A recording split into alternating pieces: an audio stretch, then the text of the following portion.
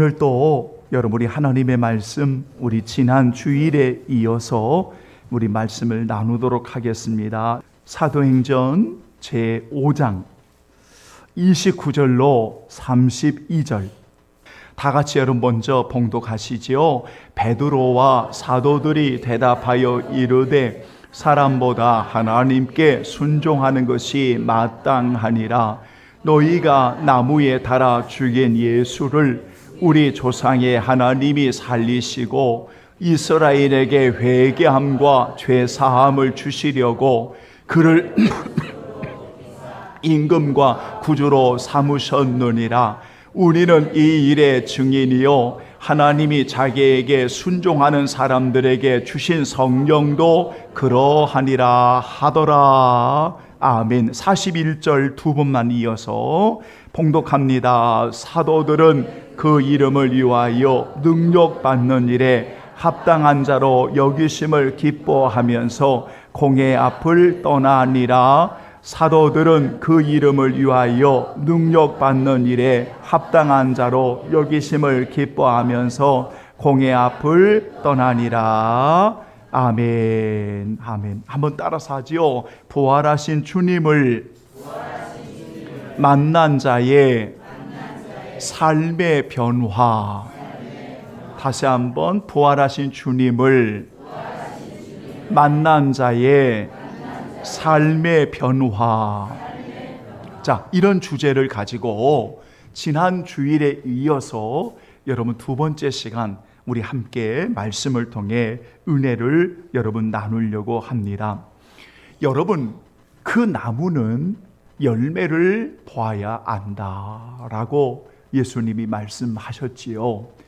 오늘 귀한 성도들이 그리스도를 나의 주, 그리스도를 나의 하나님, 그리스도를 나의 구원자로 고백하는 오늘 하나님의 자녀들은 분명 구원받은 자인 것을 부인할 수 없을 것입니다.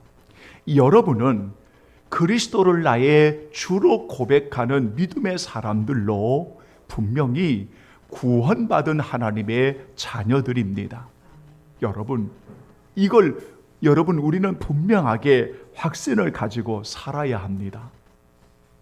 십자가에 달리시기 사랑하는 주님, 그 달리시기 전에 여러분 사랑하는 그 제자들에게 예수님께서 하셨던 그 일들을 보면 여러분 가룟 유다를 제외한 그 제자들은 분명히 모욕한 자였다고 하는 것을 우리는 잘 알 수가 있습니다. 이미 주님께서 씻어준 자들이었습니다. 이미 주님께서 구원해 주신 자들이었습니다. 그러므로 이미 그들에게는 구원받은 하나님의 자녀들로 세워진 겁니다. 그래서 이들에게는 매일매일 발밖에 씻을 필요가 없는 것입니다. 그런데 주님이 십자가에 달리시기 전, 그리고 달리시고 나서 그 잠깐이지만 여러분 제자들의 삶을 보십시오. 한마디로 말하면 이제 다 끝났어 라고 말하고 있는 절망의 상태였지 않습니까? 두려움의 상태요, 절망의 상태요, 모든 근심과 걱정의 상태가 바로 제자들의 상태였지 않습니까? 그래서 주님이 십자가에 달려 돌아가실 때 여러분 이 제자들은 꼭 유대인들이 두려워서, 종교 지도자들이 두려워서 그들이 모이는 그 장소에 꼭 문을 잠가 두었습니다. 왜냐하면 두려웠습니다. 절망이었습니다. 아무런 희망이 보이지 않는 제자들의 상황이었습니다. 그런데 여기에 부활하신 주님이 그 제자들에게 오신 것입니다. 그리고 그 제자들에게 오시면서 오늘 사랑하는 주님이 평안할지어다, 평안을 말씀하셨습니다. 그리고 두려워하는 그들에게 여러분 자신의 그 모습을 보여주시면서 그들에게 내가 다시 너희를 보내노라, 내가 너희를 보내노라 이러면서 다시 한번 제자들에게 사명을 회복해서 오늘 그들을 파송하여 보내신 분이 바로 예수님이십니다. 그러므로 부활하신 주님을 만난 분명 제자들은 변화되었습니다. 그리고 그 제자들을 통하여 그리스도가 나의 주요, 그리스도가 나의 하나님이십니다. 그분이 부활하셨습니다. 그 부활의 복음을 전하고 그 복음의 말씀을 받는 이들이 변화되기 시작합니다. 어찌알고 회개하기 시작합니다. 그리고 하나님 앞에 돌아오기 시작합니다. 구원받은 자들이 더하여지기 시작합니다. 부활의 주님을 만난 그들이 변화되기 시작합니다. 그러니까 1차적으로는 부활의 주님을 만난 제자들이 변화되어지면서 바로 그 제자들이 나가는 곳에 우리는 부활하신 주님을 만났습니다. 그리고 그 부활의 주님을 전할 때마다 여러분, 사람들이 그 메시지를, 말씀을 듣습니다. 어찌알고 회개의 역사가 일어납니다. 거기에 놀라운 변화들이 일어납니다. 그게 바로 사도행전의 역사인 것입니다.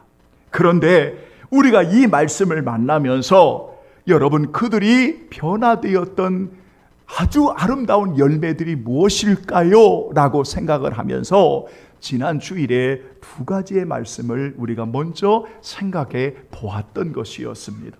그 중에 하나가 무엇인가 하면 진리 안에서 참된 자유의 은혜를 그들이 만났다는 것입니다. 너무나 주님의 부활의 주님을 만나고 그들이 진리 안에서 참된 자유함의 감격을 만나니까 이제는 예수님의 이름으로 당하는 그 비난도, 예수님의 이름으로 당하는 능력도 이제는 기쁨으로 그 공의 앞을 나갈 수 있는, 여러분, 그 자유함의 기쁨이 가득했던 성도들인 것을 우리가 알 수가 있습니다. 사랑하는 주님을 여러분, 우리가 바로 만나면 그 진리 안에서 자유함을 감격하게 되어집니다. 그래서 신앙생활에 여러분 무겁지를 않습니다. 저는 목회를 하면서 짧은 목회를 약 30년 가까이 목회를 했습니다. 어느덧 2024년도 4월이 되면, 저는 이 4월이 되면 잊을 수 없는 것이 처음 목회지에 1994년 4월 5일에 4월 3일에 부임을 했습니다. 그리고 나서 이제 오늘이 딱 30년 된 오늘 시간입니다. 저에게는 30년 동안을 부족하지만 허물 많지만 목회하면서 한 가지 발견하고 깨달은 게 뭐냐면, 오늘날 너무나 많은 오늘날 그리스도인들이 무겁고 수고한 짐을 가지고 살아가고 있다는 것을 발견하게 되었습니다. 여러분, 이상하지 않습니까? 우리 주님이 수고하고 무거운 짐진 자들을 초대한 거 아니겠습니까?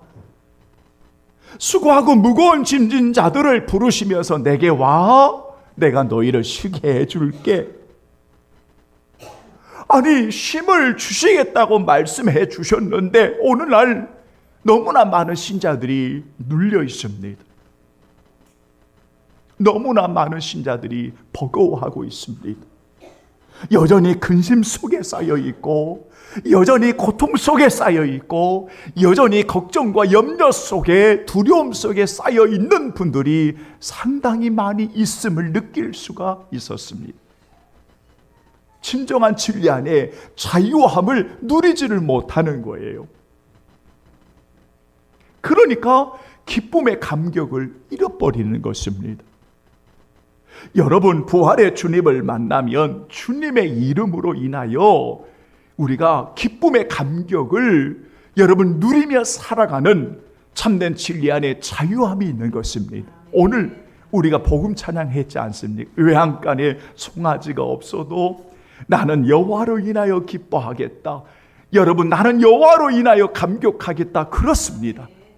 우리가 부활의 주님을 만나고 그 주님을 우리가 바르게 고백하면 진리 안에 참된 자유함으로 누리는 그 감격, 그 기쁨이 여러분 우리가 늘 고백되어진다는 사실을 우리 성도들이 꼭 기억하고 사셔야 됩니다. 저는 마지막 때라고 이야기합니다. 여러분, 제가 처음에 신앙생활 할 때 15살, 16살 때 신앙생활 할 때 우리 목사님이 지금은 말세지 말에 삽니다. 이 이야기를 하시는 거예요. 그런데 지금까지도 말세지 말에 삽니다. 우리는 말세의 때에 삽니다. 이 이야기를 40년이 넘는 시간 계속 듣고 있습니다. 여러분, 이건 뭐를 말할까요? 우리가 하나님의 나라의 백성으로서 소중한 인생을 언제 생명을 불러주실지 알 수 없지만 우리가 진리 안에 참된 자유함을 누리고 하늘나라를 누리고 그 기쁨과 감격을 누릴 것을 말씀하고 있지 않습니까? 언제 하나님이 우리를 불러도 여러분 상관없지 않습니까? 그래서 우리가 이렇게 부활의 주님을 만난 자의 변화된 삶의 변화는 진리 안에서의 참된 자유함, 그 기쁨, 그 감격입니다. 두 번째는 지난 주일에 말씀을 드리면서 여러분, 사람과 환경을 두려워하지 않는 담대함으로 누리는 평안함입니다 라고 말씀을 드렸습니다. 여러분, 부활의 주님을 만나고 우리가 그 소망을 가지고 살아가는데 여러분, 사람이 두렵습니까? 여러분, 환경이 두렵습니까? 상황이 두렵습니까? 정말 부활의 주님을 만나기 전에 제자들은 정말 두려웠습니다. 사람도 두렵고 모든 환경도 두려웠습니다. 무서웠습니다. 죽을 것 같았습니다. 절망 그 자체였습니다. 그래서 그들은 다 끝났다, 이런 사고를 가지고 지금 꼭꼭 잠가둔 그 안의 공간에 지금 잡혀 있는 겁니다. 스스로를 두려움 속에 잡혀 있는 것입니다. 그런데 부활의 주님이 그 현장에 오신 겁니다. 그리고 그들에게 평안함을 주셨습니다.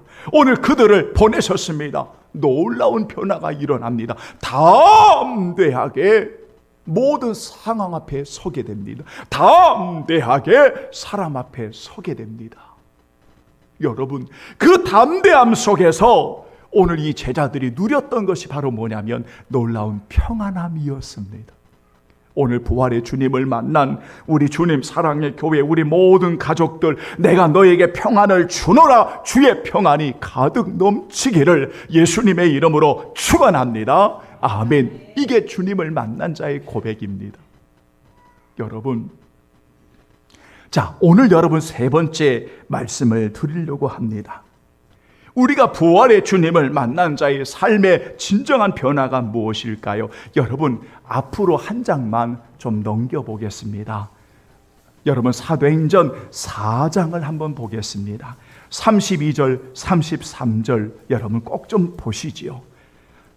사도행전 4장 32절과 33절을 여러분 함께 보시겠습니다. 찾으신 줄 알고 봉독합니다. 믿는 무리가 한 마음과 한 뜻이 되어 모든 물건을 서로 동용하고 자기 재물을 조금이라도 자기 것이라 하는 이가 하나도 없더라. 사도들의 큰 권능으로 주 예수의 부활을 증언하니 무리가 큰 은혜를 받아 34절 그 중에 가난한 사람이 없으니 이는 밭과 집이 있는 자를 팔아 그 판 것의 값을 가져다가 35절 사도들의 발 앞에 두매 그들의 각 사람의 필요를 따라 나누어 줌이라. 아멘. 보십시오. 부활의 주님을 만난 자의 이들의 진정한 삶의 변화가 무엇입니까? 어느 것도 자기의 것이라고 말하지 않습니다.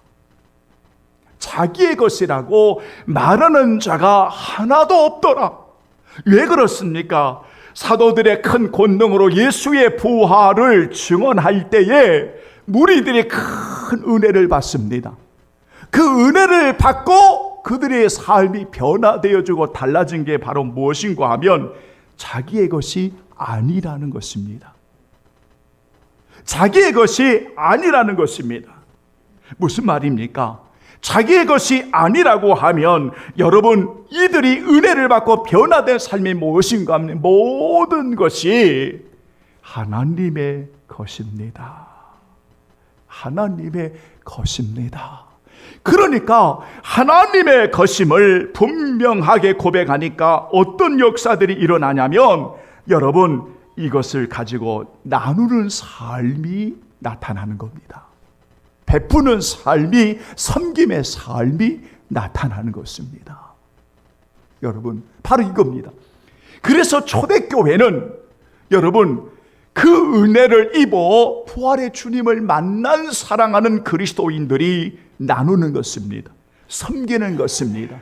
주의 이름으로 베푸는 것입니다. 왜냐하면 자기의 것이 아닌 것입니다. 여러분, 이것이 바로 부활의 주님을 만난 이들의 바로 진정한 삶의 변화였습니다.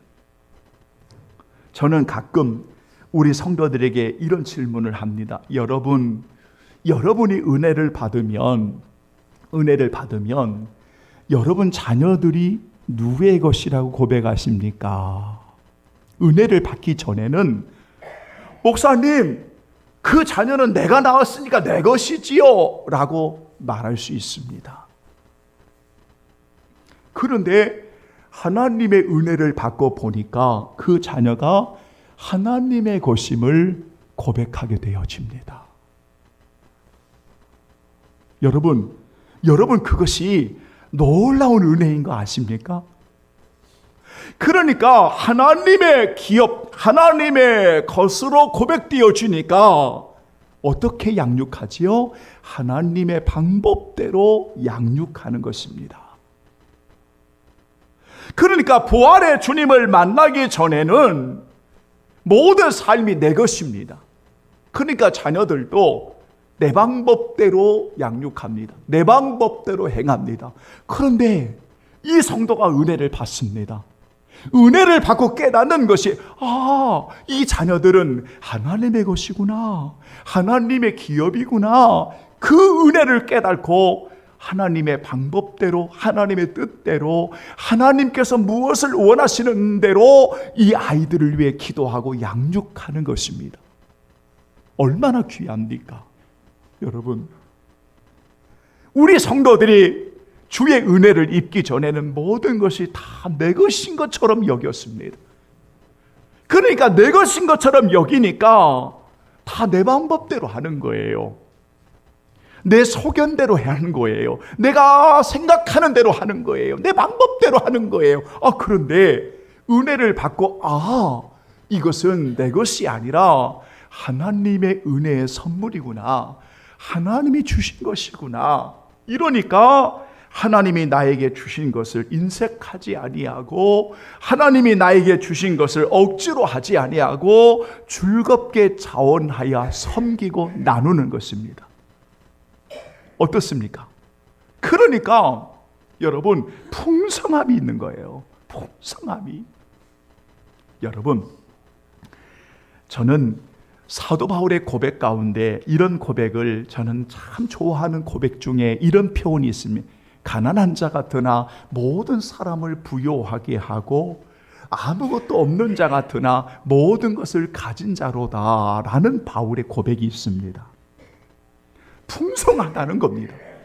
여러분, 이것은 그냥 지어내는 이야기가 아니고, 내가 지금 비록 가난하여도, 내가 지금 비록 여러분 가지고 있는 것이 조금밖에 없을지라도 하나님이 나에게 주신 것임을 아는 사람은 뭐가 있냐면 풍성한 은혜가 있는 겁니다. 이것이 풍성함입니다. 우리 주님 사랑의 교회, 우리 성도들을 목양하는 이 정경성이라고 하는 목사가 정말 부족한 목사입니다만은 어디 가든지 여러분 풍성함이 있습니다. 저는 그렇습니다. 사람들은 주님 사랑의 교회, 거기 개척한 교회, 거기 몇 년밖에 안 되는 교회, 거기 작은 교회 공동체라고 말할 수 있지만, 저는 주님 안에서 풍성함의 은혜가 있습니다. 그래서 우리 귀한 장로님과 우리 귀한 성도들 모시고 하나님의 주신 은혜에 그 사랑에 갚을 길 없지만, 하나님이 나에게 우리 교회에 주신 건 하늘나라에 심고 우리 성도들을 위해 주의 이름으로 심고, 여러분 아낌없이 나눔에 심고, 왜? 풍성함의 은혜가 있습니다. 오늘 성경을 보십시오. 부활의 말씀의 증언을 들은 성도들이 큰 은혜를 받으면서 변화되었던 게 뭐냐면, 누구도 자기의 것이라고 말하는 이가 없습니다. 하나님의 것으로 즐거이 자원해서 나누니까 풍성한 은혜가 그 공동체에 흘러 넘치는 것입니다. 사랑하는 여러분, 바로 부활의 주님을 만난 오늘 귀한 성도들의 삶의 변화가 바로 여기에 있다는 겁니다. 그러므로 우리는 물질에 욕심낼 이유가 없습니다. 목회자가 탐욕을 품을 이유가 없습니다. 그게 뭐든지 하나님이 우리에게 주신 그 귀함을 알고 우리가 즐거이 자원하여 헌신하여 주의 것을 기쁨으로 나누면 거기에 풍성한 은혜의 삶이 흘러 넘치게 되는 것입니다. 여러분, 이런 은혜가 있습니다. 네 번째, 마지막으로 부활하신 주님을 만난 여러분, 이들의 변화된 삶이 무엇일까요? 오늘 읽어드렸던 본문의 31절, 32절을 다시 한번 5장을 보겠습니다. 하나님이 예수를 살리시고 그 다음에 31절, 여러분 다 같이 5장 시작. 이스라엘에게 회개함과 죄사함을 주시려고 그를 오른손 높이사 임금과 구주로 삼으셨느니라. 우리는 이 일의 증인이요 하나님이 자기에게 순종하는 사람들에게 주신 성령도 그러하리라 하더라. 아멘. 여기에서 중요한 것은 우리는 이 일의 증인이요라는 말씀입니다. 이것이 바로 선교적 교회라는 이야기입니다. 그러니까 부활의 주님을 만난 사도들뿐만 아니라 그 사도들을 통하여 전해진 하나님의 말씀을 받음으로 성령의 인도하심 가운데 그리스도를 주로 고백하는 오늘 모든 그리스도인들에게 진정한 삶의 변화는 우리의 사랑하는 성도들의 모든 현장에 바로 살아계신 주님을 자랑하고 주의 이름을 높이고 주의 이름을 증언하는 삶, 이것이 바로 변화된 삶입니다. 여러분, 진정한 교회는 우리 사랑하는 성도들의 삶의 터전 속에 흩어져 하나님의 나라를 이루어 나가는 삶인 것입니다. 이게 증인되는 겁니다. 우리가 여러분 새벽에 이사야서를 만났습니다. 새벽에 이사야서를 만나면서 여러분 이사야가 어떻게 죽은 줄 아십니까?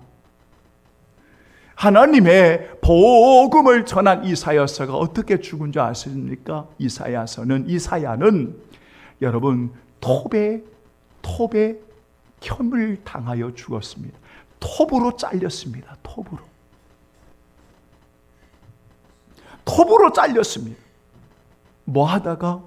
살아계신 하나님을 전하다가 그렇게 됐습니다. 여러분, 바울이 어떻게 죽은 줄 아십니까? 여러분, 이야기에 의하면 여러분 그 엄청난 불구덩이에서 화형으로 죽었다고 전해지고 있습니다. 베드로가 어떻게 죽은 줄 아십니까? 감히 예수님처럼 똑바로 십자가에 죽을 수 없어서 거꾸로 못 박혀 죽었다라고 이야기합니다. 여러분, 우리는 종종 그런 말합니다. 목사님, 저도 바울처럼 죽고 싶어요. 베드로처럼 죽고 싶어요. 이사야처럼 죽고 싶어요. 아닙니다.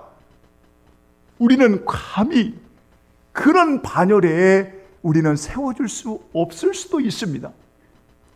그러나 중요한 것은 어떻게 죽는가가 중요한 게 아니라 우리가 주를 위해 어떻게 살다가 주님 앞에 가느냐가 중요한 것입니다. 우리 성도들이 은혜 받고 나가십시오. 오늘 이 제자들은 은혜 받고 그들의 삶의 현장에 나갔습니다. 예수는 그리스도라고 그의 삶을 통하여 전했습니다. 그게 증인입니다. 여러분의 가정에서, 여러분의 일터에서, 우리 성도들이 거하는 곳에서 오늘 부활의 주님을 만난 자로 오늘 주의 증인이 되어 살아가는 것입니다. 결론을 맺겠습니다. 저는 가끔 우리 성도들에게 그런 말씀을 드립니다. 여러분, 너무나 오랫동안 예배당 안에 머물지 마십시오. 너무 오랜 시간 동안 이 공간 안에 머물지 마십시오. 은혜를 받으면 나가십시오. 여러분이 만나는 사람들에게, 여러분이 거하는 가정에, 여러분들이 거하는 일터에, 여러분들이 귀한 이들을 만나는 곳에 나가십시오. 그리고 그곳에서 부활의 주님을 만난 진정한 삶의 변화를 여러분 보이십시오. 그 주님을 자랑하고 그 주의 이름을 높이고 주님을 위해 살다가 우리의 마지막 순간이 되어질 때에 잘했다, 착하고 충성된 아무개야, 우리는 베드로처럼 죽지 않아도, 바울처럼 죽지 않아도 우리의 삶의 종에서 여러분 주의 은혜를 입은 자로 살아가는 우리의 언어와 우리의 행실과 우리의 삶을 통해서 주의 이름을 증거하는 자로 살아간다면 오늘 주님이 여러분들을 부르신다 할지라도 우리는 아무 걱정할 이유가 없는 것입니다. 없는 것입니다. 사랑하는 여러분, 오늘 우리는 분명히 기억합니다. 우리는 예수 그리스도의 부활을 직접 목격한 오늘 제자들처럼 그러한 사람들은 아닙니다. 그러나 그 부활의 메시지 말씀을 통하여 우리는 죽은 자 가운데 다시 사신 그 부활의 주님을 말씀을 통해 만났습니다. 그리고 그 주님을 나의 주, 나의 하나님이라 고백하는 성령 안에서 하나님의 자녀가 되어졌고, 또 그 삶의 열매를 통해서 부활하신 주님을 만난 자로 살아가고 있습니다. 그런데 왜 그토록 우리는 자주 넘어지는 것일까요? 왜 그토록 진리 안에 자유함을 누리고 기쁨을 누리고 담대함으로 평안을 누리고, 그리고 이렇게 우리가 주의 것이라고 우리는 고백하고 나눔과 섬김을 이루어가며 주의 증인으로 성교적 삶을 살아가야 하는데 왜 그토록 우리는 다시 되돌아가는 것처럼, 이전의 삶으로 되돌아가는 것처럼 왜 그토록 반복적인 것일까요? 그 이유를 여러분, 사도 바울은 이렇게 정의를 내렸습니다. 고린도전서 15장 읽고 마치겠습니다. 다 함께 고린도전서 15장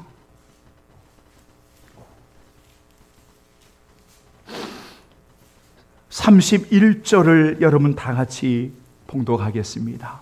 바로 이것 때문입니다. 이렇게 우리는 몸부림쳐야 합니다. 고린도전서 15장은 부활장입니다. 그런데 그 부활의 삶을 살아가기 위해서 매일매일 바울이 어떻게 선언하고 있는지 보십시오. 우리가 이렇게 선언되어야 합니다. 15장 31절 여러분 다 같이 찾으셨죠? 시작. 형제들아, 내가 그리스도 예수 우리 주 안에서 가진 바 너희에 대한 나의 자랑을 두고 단언하노니 나는 날마다 죽노라. 아멘. 왜 그토록 자꾸만 이전의 삶으로 돌아가는 것일까? 오늘 바울은 분명히 한 가지 이야기합니다. 날마다 죽지 않기 때문이야 라고 말합니다. 그러므로 우리는 여러분 십자가에 날마다 육신의 소욕을 못 박아 죽고, 이 생의 자랑과 여러분 쾌락과 육신의 정욕을 날마다 십자가에 못 박아 죽는, 날마다 죽노라의 이 고백 가운데 세워져야만 우리가 정말 부활의 주님을 만난 자로 진정한 삶의 변화를 누리며 성숙함으로 살아갈 수 있다는 것, 오늘 여러분 꼭 기억하시고, 우리 귀한 주님 사랑의 교회 귀한 성도들은 부활의 주님을 만난 자의 진정한 성숙한 삶을 통해서 진리 안에 진정한 자유함의 기쁨이 넘치고 진정으로 두려움이 떠나는 담대함으로 평안이 가득하고, 그리고 정말 하나님의 것임을 여러분 고백하면서 즐겁게 자원하여 섬기고, 그리고 주님의 증인 되어지는 여러분 이러한 삶을 통해서 날마다 나를 십자가에 못 박아 죽음으로 더 많이 주님을 닮아가는 오늘 저와 여러분 되기를 예수님의 이름으로 축원합니다. 아멘.